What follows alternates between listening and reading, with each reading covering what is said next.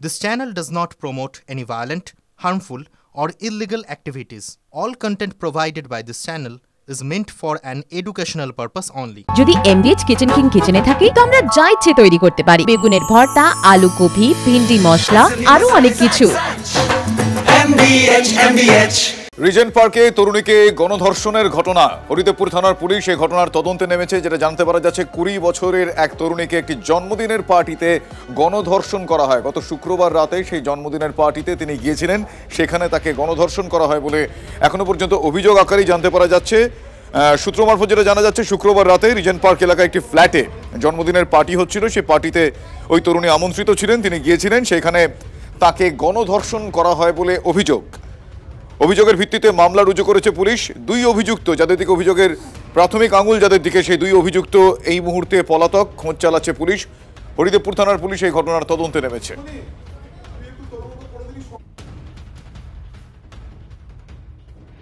এক তরুণীকে গণধর্ষণের অভিযোগ, ইতিমধ্যেই অভিযোগ দায়ের হয়েছে হরিদেবপুর থানায়। 20 বছরের সেই তরুণী, তাকে তার বন্ধু চন্দন মূলত হরিদেবপুরের একটি জায়গা থেকে নিয়ে আসে রিজেন্ট পার্ক থানা এলাকার রিজেন্ট পার্কে। এই যে বাড়ি, এই বাড়িতেই মূলত তাকে নিয়ে আসা হয় এবং তার যে বন্ধু দেবাংশু বিশ্বাস, সে এখানে আগে থেকে উপস্থিত ছিল, যেহেতু সে এখানে থাকে।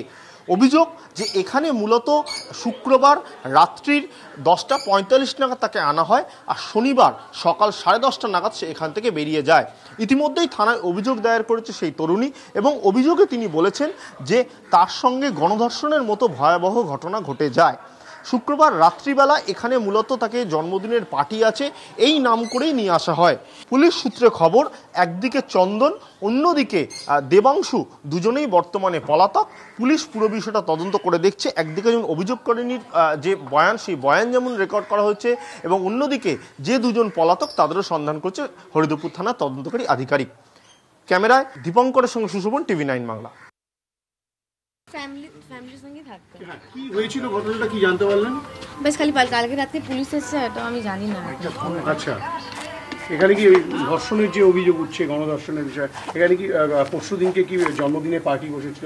এখানে কিছু আমি জানি না, মানে আমি রাত্রির এখানে থাকি। এই ঘরটা কে কে থাকে? ওর মা আর যে দীপ বলে ছেলেটা, আর ওর ভাইজি। হ্যাঁ, এই কজন মিলেই থাকে। সেদিন কি কেউ ছিল না বাড়িতে? আমি জানি না, কালকে রাত্রে পুলিশ এসে তখনই জানতাম কি সব হয়েছে।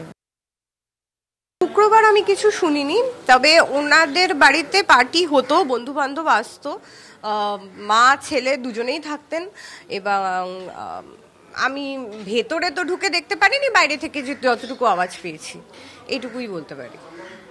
শুক্রবার তাহলে কোনো আওয়াজ পাননি আপনি, বা শুক্রবার কিছু বুঝতে পারিনি? কোনো জন্মদিনের পার্টি থাকলে সেটা বোঝা যায়?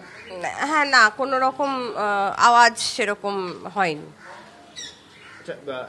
এইখানে মানে বাড়িতে বন্ধু বান্ধব আসা কিন্তু মদ্যপান করে, এরকম কিছু কি কোনোদিন বুঝতে পেরেছিলেন? হ্যাঁ, এনারা করতেন এবং মানে বাড়িতে বন্ধু বান্ধব এসে করতেন, কিন্তু হ্যাঁ এইটুকু বলতে পারবো যে চিৎকার চেঁচামেচি বা হুজ্জুতি কিছু হতো না। অ্যাজ আ ল্যান্ডলর্ড আমি ওই জন্য কখনো কিছু মানে কিছু কোনো রকম বলিনি। গতকাল রাতে আমি কমপ্লেন্ট পেয়েছি, আমাদের কেস শুরু হয়ে গেছে আর আমাদের ইনভেস্টিগেশন প্রসেস চলছে। ঠিক আছে। আচ্ছা, এমনি কি এখনো পর্যন্ত কেউ আটক বা? ওটা চেষ্টা করছি আমরা। ঠিক আছে।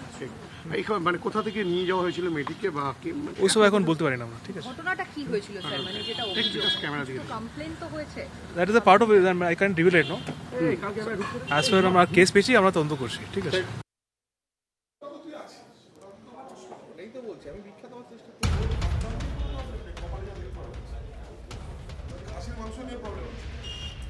এই মুহূর্তে আপনাদের 5টা ছবি দেখাচ্ছি আলাদা আলাদা। কসবা ল কলেজে ধর্ষণের ঘটনা 27শে জুন। অন্যদিকে ভবানীপুরে 10ই মার্চ হোটেলে ধর্ষণের যে অভিযোগ, গরফার ঘটনা 1 জানুয়ারি, এবছরের শুরুর দিন একদম বান্ধবীকে ধর্ষণের অভিযোগ ওঠে সেক্ষেত্রে। আর IIM জোকার 26শে জুলাই হস্টেলে, সেখানে ধর্ষণের ঘটনা, সেই অভিযোগ।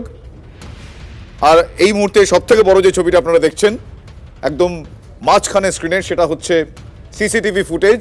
তরুণীকে যে গণধর্ষণের অভিযোগ রিজেন্ট পার্ক এলাকায়, যেখানে হরিদেবপুর থানার পুলিশ তারা এই গোটা বিষয়টা তদন্তে নেমেছে। মূল অভিযুক্ত দেবাংশু বিশ্বাস যে এখনো পলাতক, তার কোনো খোঁজ পাওয়া যায়নি। পরপর এবছর শুরুর দিন থেকে আজ পর্যন্ত এই একটার পর এক গণধর্ষণের ঘটনা আরও একবার এই রাজ্যের আইন শৃঙ্খলা পরিস্থিতি নিয়ে বড়সড় প্রশ্ন তুলল। এই মুহূর্তে দুর্গাপুরের একটি ঘটনার দিকে নজর রাখতে হবে। তিন নিখোঁজ ছিল যুবক, তারপর তার ঝুলন্ত দেহ উদ্ধার হলো। খুনের অভিযোগে মৃতের বান্ধবীর আত্মীয়র বাড়িতে রীতিমতো ভাঙচুর করা হয়।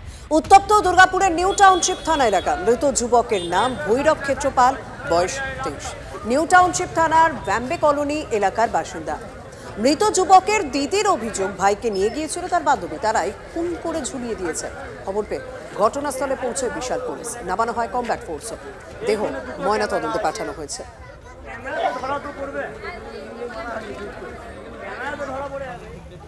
প্রথমে আমরা ওদেরকে বলেছিলাম ওর মাসির মেয়েটা ওর ভাইকে ভালোবাসে।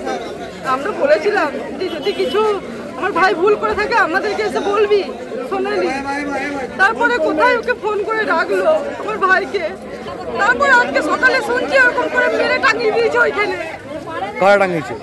এরাই, তাছাড়া কে হবে? কি নাম এদের? এর নাম রিঙ্কু। আজকে বডি পাওয়া গেছে, কারণ ওই আমাদের ওখানে মন্দির আছে, ওখানে একটা পিছন দিকে, ওই পিছনে মন্দিরের পিছনে জঙ্গলে ঝুলিয়ে দিয়ে গেছে। কি মনে হচ্ছে? মার্ডারই হয়েছে, মার্ডারই করেছে। কে মেরেছে? এবারে বাড়ির লোকই মারবে, বাড়ির লোকই মারবে। এখানে মেয়ের বাড়ি? হ্যাঁ, মেয়েটা এখানে দিদির বাড়ি, দিদির সঙ্গে থাকতো।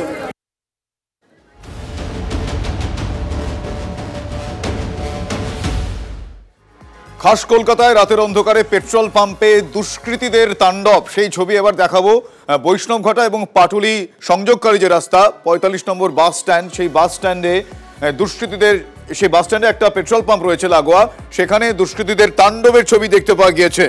লুটপাটের উদ্দেশ্যে পেট্রোল পাম্পে তারা হামলা চালায় বলে অভিযোগের তীর এক্ষেত্রে শাসক দলের কর্মী সমর্থকদের দিকে। তার কারণ যারা তাণ্ডব চালায় তাদের সঙ্গে শাসক দলের সরাসরি যোগ রয়েছে বলে জানতে পারা যাচ্ছে। আপনারা দেখছেন এই মুহূর্তে ক্লোজ সার্কিট ক্যামেরায় যে ছবি দেখতে পাওয়া গিয়েছে, সিসিটিভিতে যে ছবি দেখতে পাওয়া গিয়েছে, সেই ছবি 45 নম্বর বাস স্ট্যান্ড লাগোয়া যে পেট্রোল পাম্প রয়েছে পাটুলি এবং বৈষ্ণবঘাটার সংযোগকারী রাস্তায়, সেই 45 নম্বর বাস স্ট্যান্ডের সংযোগকারী সংলগ্ন সে পেট্রোল পাম্পে একদল দুষ্কৃতী তাণ্ডব চালায়। তারা লুটপাটের উদ্দেশ্যেই সেখানে এসেছিল বলে মনে হয়, এখনো পর্যন্ত অভিযোগ তেমনটাই। এই দুষ্কৃতীদের সঙ্গে শাসক দলের সরাসরি যোগের প্রমাণ পাওয়া গিয়েছে। আমি যেখানে দাঁড়িয়ে আছি সেই জায়গাটি হচ্ছে পাটুলির 45 নম্বর বাস স্ট্যান্ড লাগোয়া পেট্রোল পাম্প, যেটি নেতাজি নগর থানার অন্তর্গত। আর সেখানেই গতকাল রাত 9:30টার সময় এলাকার বেশ কিছু যুবক এসে রীতিমতো তাণ্ডব চালায়। প্রায় 47 বছর ধরে রয়েছে এই পেট্রোল পাম্প, কিন্তু কোনোদিন এই ঘটনা ঘটেনি। আমি সমরকে হলো স্পটটা দেখানোর জন্য। এই সেই স্পট যেখানে প্রথমে এসে মারধর শুরু করে, ধাক্কাধাক্কি শুরু করে এবং তারপর এখান থেকে ধাক্কা দিতে দিতে সামনের দিকে নিয়ে যায়। সেখানে কিন্তু তাই পেট্রোল পাম্পের কর্মীদের গলা ধরে মারধর করে। যেটা জানা যাচ্ছে যে ছেলেগুলো অভিযুক্ত তারা প্রত্যেকেই শাসক দলের কর্মী। ইতিমধ্যে তেতানগর থানায় অভিযোগ দায়ের করা হয়েছে। তবে কেন এই ঘটনা ঘটলো তা নিয়েও কিন্তু সন্দিহান পেট্রোল পাম্পের মালিকও, কারণ এই ঘটনা আগে ঘটেনি। তবে পেট্রোল পাম্পের বুকে যেভাবে তাণ্ডব চালালো এবং শাসক দলের বেশ কয়েকজন কর্মী সমর্থকের নাম জড়িয়ে গেল, তাতে স্বাভাবিকভাবে অস্বস্তিতে যাদবপুরের তৃণমূল নেতৃত্ব। ক্যামেরায় সমর দাসের সঙ্গে সায়ন্ত ভট্টাচার্য, TV9 বাংলা, কলকাতা। ধাক্কাধাক্কি করলো, তারপরে ঘুষি মারলো, এই চোখে ঘুষি মারলো। প্রথমে উনি ওইখান থেকে 3টে গাড়ি লাইন ছিল, আমি বললাম দাদা আপনি এইরকমভাবে নিতে পারেন না, আপনি 3টে গাড়ি আপনি পরেই নেবেন, আমি দেবো আপনার 3টে গাড়ি পরে। তখন ওরা আসছে, বলছে না আমাকে আগেই চাই, তুই কোথায় থাকিস, তোর আধার কার্ডটা দে, ও দে। আমি বলছি আমি কেন তোমার দেখাবো, তুমি কে যে আমি তোমায় দেখাবো। তারপরে ধাক্কাধাক্কি শুরু করে। আমার ক্যাশে আমার হাতে ব্যাগ ছিল, অনেকগুলো ক্যাশ ছিল। আমি আমার স্টাফকে ডাকছি, স্টাফ এসছে, ব্যাগ আমাকে ওকে দিতে দিচ্ছে না, যে আমাকে মারে বলে ব্যাগ ওকে দিতে দিচ্ছে না। কোনোরকম ছুটে গিয়ে ওকে ব্যাগ দিলাম। ব্যাগ দেওয়ার পরে ও এবারে আমার কলার ফলার সব ধরে। তারপরে আমি ওইদিকে ক্যামেরার সামনে আনলাম। ক্যামেরার সামনে এনেও আমাকে ঘুষি মারছে, ধাক্কা মারছে, গ্যাঞ্জি ছিঁড়ে দিয়েছে, এইসবই হলো। হ্যাঁ, গায়ে অনেক খুব বাজে বাজে গালিগালাজ করছিল। আমাদের দল কখনো কোনো রকম বেআইনি কাজকে বরদাস্ত করে না এবং বিধায়ক হিসাবে কোনো কাজকে বরদাস্ত করে। পুলিশ যথাযথ ব্যবস্থা নেবে।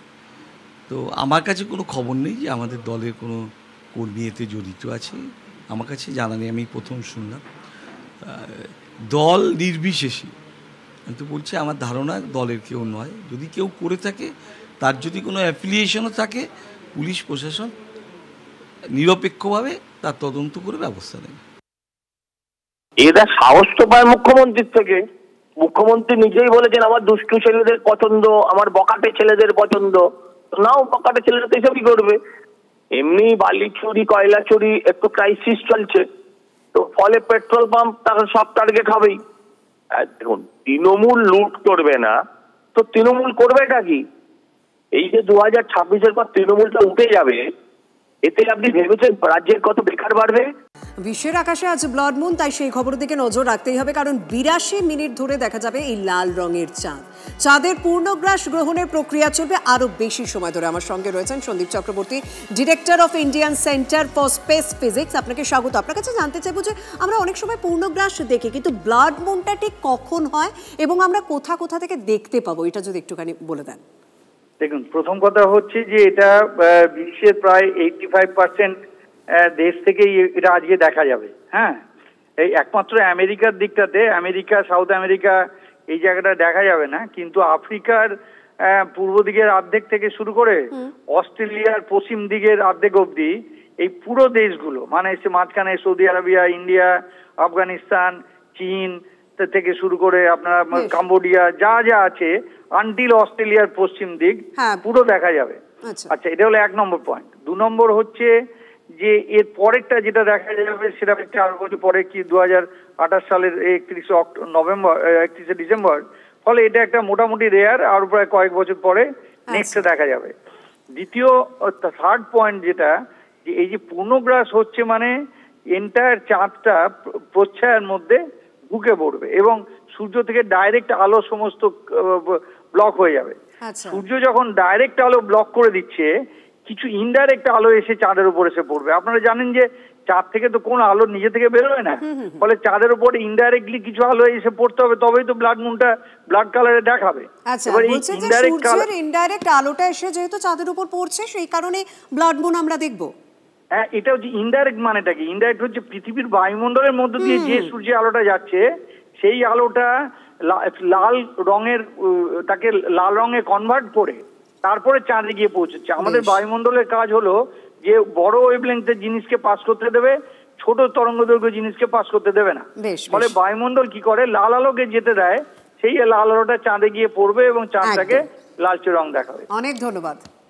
বাহ, এবার রয়েছে স্বাদ। হ্যাঁ, অপূর্ব স্বাদ। এমডিএচ এর চাঙ্কি চাট মশলা, জীবনে আসল স্বাদ জাগলো। আসল মশলা, এমডিএচ।